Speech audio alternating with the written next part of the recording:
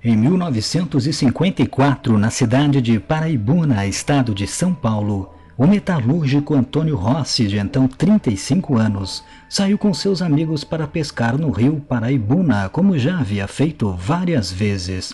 Era final de tarde quando Antônio, em um momento que estava sozinho, separado dos demais amigos, avistou a cerca de 30 metros de distância dele dois seres humanoides. Os seres estavam nus, não tinham órgãos reprodutores visíveis, mediam cerca de 2 metros de altura, tinham somente 2 dedos em cada mão e em cada pé.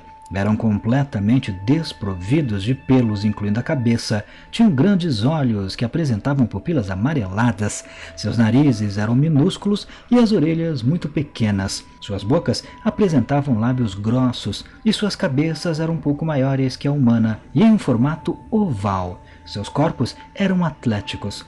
Naquele momento, Antônio pensou em fugir, mas logo percebeu no rosto dos seres um sorriso. Além disso, segundo Antônio, os seres passavam um ar de bondade em sua expressão. Por isso, ele permaneceu no local e questionou os seres o que eles queriam. Mas os seres não responderam. Ao invés disso, um deles apontou para os próprios olhos e em seguida Antônio começou a ouvir mensagens na sua cabeça. Nessa comunicação telepática, os seres disseram que vinham em paz e eram habitantes de outro planeta. Pediram que confiasse neles e que Antônio estava sendo convidado a visitar o seu planeta natal, deixando claro que Antônio não seria obrigado a nada e só iria caso realmente quisesse, detalhando também que a viagem levaria apenas algumas horas e que depois do passeio Antônio seria deixado exatamente naquele local, exatamente do mesmo jeito, sem danos ou alterações na sua saúde ou disposição, e que também poderia relatar tudo o que viu e aprendeu aos demais humanos. Antônio ficou receoso, mas acabou decidindo aceitar o convite dos seres. Ele então foi conduzido até uma nave discoidal de cor cinza pálida, com cerca de 30 metros de diâmetro. O objeto tinha uma cúpula central de uns 9 metros de altura e estava pairando a cerca de meio metro do solo. Antônio então subiu uma escada e entrou na nave através de uma porta. Lá dentro encontrou outro ser, com as mesmas características dos outros dois que o abordaram próximo ao rio. Dentro do objeto, Antônio ficou em uma sala redonda, que media cerca de 8 metros de diâmetro, com paredes lisas e um teto curvo em formato de cúpula. O ambiente era bem iluminado, mas não era possível ver nenhuma fonte de luz. Além disso, Antônio notou que não haviam sombras no local, o que indicava que provavelmente todas as paredes e chão do objeto emitiam luz. No centro daquela sala tinha uma mesa circular com cerca de 2 metros de diâmetro e 11 banquetas fixas ao chão, por um único pé, que se espalhavam ao redor do ambiente simetricamente, com exceção de um determinado canto da sala, onde havia um painel com cerca de 3 metros de comprimento por 1,80 de altura, com vários botões e alavancas. No centro deste painel havia uma tela ovalada com aproximadamente 70 centímetros de comprimento. Antônio relata também que não era possível ver fios, tomadas ou registros analógicos ou qualquer outro equipamento semelhante ao que se utilizava nos aviões humanos daquela época. No entorno da nave também haviam várias pequenas janelas com aproximadamente 25 centímetros, dispostas em uma altura de cerca de 1,80 m do chão. No ambiente também não haviam portas, já que a única que se abriu, quando se fechou, não deixou frestas. Em seguida, um dos seres deu a Antônio um copo com um líquido grosso que parecia ser mel. Segundo o alienígena, o líquido era para preparar Antônio para a viagem. Apesar de desconfiado, com medo que pudesse ser veneno, Antônio bebeu o líquido. Afinal, ele pensava que se os seres quisessem mesmo lhe fazer mal, já teriam feito lá no rio, quando tiveram oportunidade. Durante a viagem, Antônio foi chamado para observar a tela do painel e lá ele pôde ver uma bola esverdeada no centro da imagem que foi pouco a pouco se aproximando e revelando rios, montanhas, lagos e finalmente a cidade de São Paulo com todas as suas construções de maneira muito nítida. Os seres também contaram a Antônio, durante o percurso até seu planeta natal, que eles costumavam praticar esportes, viviam uma vida ao ar livre e se alimentavam exclusivamente do que nós, humanos, chamamos de frutas e vegetais. Eles abominavam o ato de comer carne e detestavam insetos. Quando finalmente chegaram ao planeta, Antônio pôde ver uma cidade que parecia ser feita toda de vidro. A nave pousou e quando ele saiu, uma comitiva estava o aguardando. Haviam seres adultos e seres menores mais jovens, e eles davam as boas-vindas a Antônio acenando e sorrindo. Alguns inclusive se aproximavam e o abraçavam. A cidade era silenciosa, sem nenhum ruído, apenas com um som muito sutil que parecia ser uma música.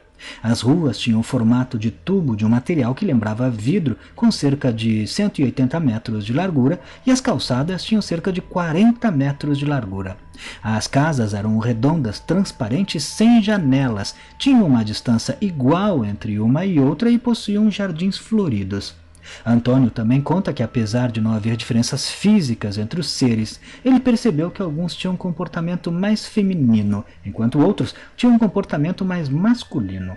Outro fato curioso que Antônio pode perceber é que nenhum dos seres era obeso ou fora de forma. Todos eles tinham o mesmo biotipo atlético. Nas ruas não existiam veículos particulares, todos os transportes eram públicos e coletivos.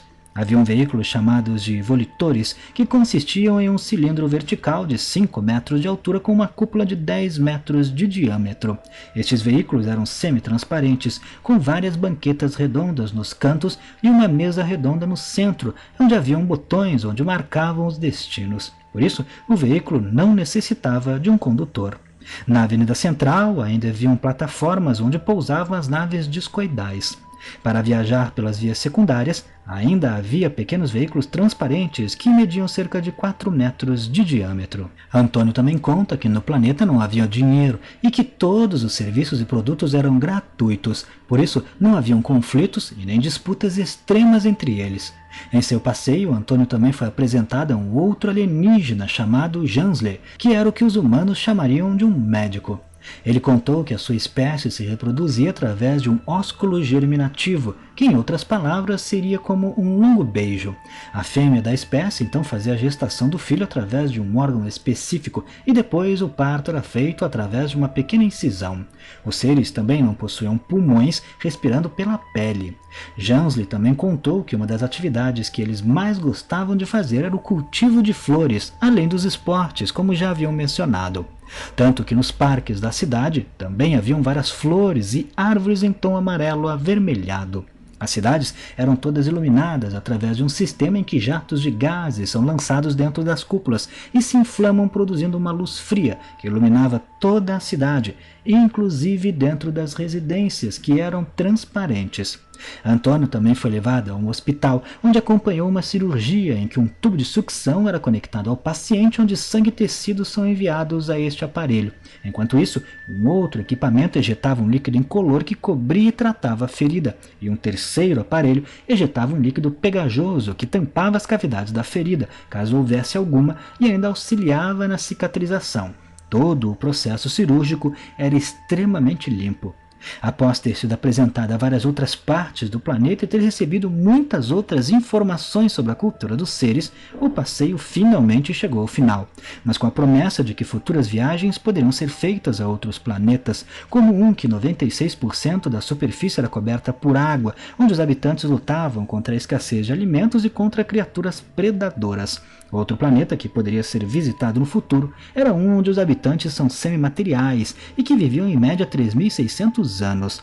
Eles não se alimentam de líquidos e sólidos, apenas adquirem os nutrientes para sua sobrevivência através da respiração. Antônio então tomou o mesmo líquido, que era semelhante a mel, de quando ele foi até o planeta alienígena e então foi levado de volta à Terra, deixado no mesmo lugar onde havia sido contactado pelos seres. Já no planeta Terra, Antônio olhou para o relógio e ele estava parado no mesmo horário do contato com os seres no dia anterior, exatamente 5:06 da tarde. Olhando para o Sol, identificou que eram por volta das 10 da manhã, então constatou que havia passado a noite inteira na visita ao planeta alienígena. Antônio então voltou ao ponto do acampamento e encontrou seus amigos, que preocupados questionaram onde ele estava a noite inteira. Antônio, que havia prometido a Jansler que não contaria o que havia acontecido com ele pelos próximos 8 dias após ser devolvido à Terra, apenas disse que passou a noite pescando em outra parte do rio. Depois de passados 8 dias, Antônio finalmente resolveu contar a sua história para seus amigos do trabalho, mas obviamente eles não acreditaram e consideraram que Antônio tivesse sonhado ou alucinado. Posteriormente, Antônio escreveu um livro contando todos os detalhes da sua experiência, chamado de Num Disco Voador, Visitei Outro Planeta. Neste vídeo eu trouxe um resumo do caso de Antônio Rossi. No livro existem muitos outros detalhes, e apesar do livro ser raro, pois não saiu muito e poucas unidades físicas ainda existem, você encontra e-books do livro completo na internet.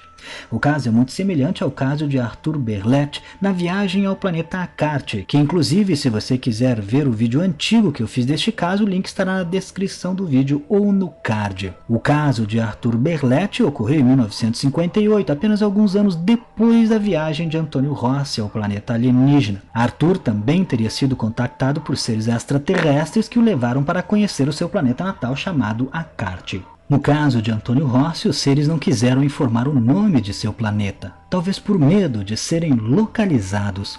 Esse tipo de caso ufológico é raro, mas existem alguns principalmente desta época dos anos 50 e 60, pois a maioria dos relatos ufológicos, mesmo aqueles em que a testemunha é convidada para entrar na nave e conhecer lugares no espaço, as experiências costumam ser curtas e muito menos detalhadas. Antônio Rossi, conforme ufólogos que investigaram o caso, é uma pessoa simples, alguém que não inventaria uma história tão complexa de ficção científica. Além disso, Antônio nunca recebeu nada em troca de seu relato e ainda foi ridicularizado por outras pessoas. Seu livro não vendeu quase nada, então ele praticamente não lucrou com seu incidente, e mesmo depois de passados anos do seu caso, ele ainda manteve sua história exatamente como a contou pela primeira vez, com todos os seus detalhes. Por isso, para muitos, o relato de Antônio Rossi possui credibilidade, apesar do fato inegável de que ele não tem como provar nada do que diz. Mas e você? O que acha? Não deixe de comentar. Se gostou, clique em gostei. Não esqueça de se inscrever no canal e vir membro se puder, clicando em Seja Membro e me siga lá no Instagram.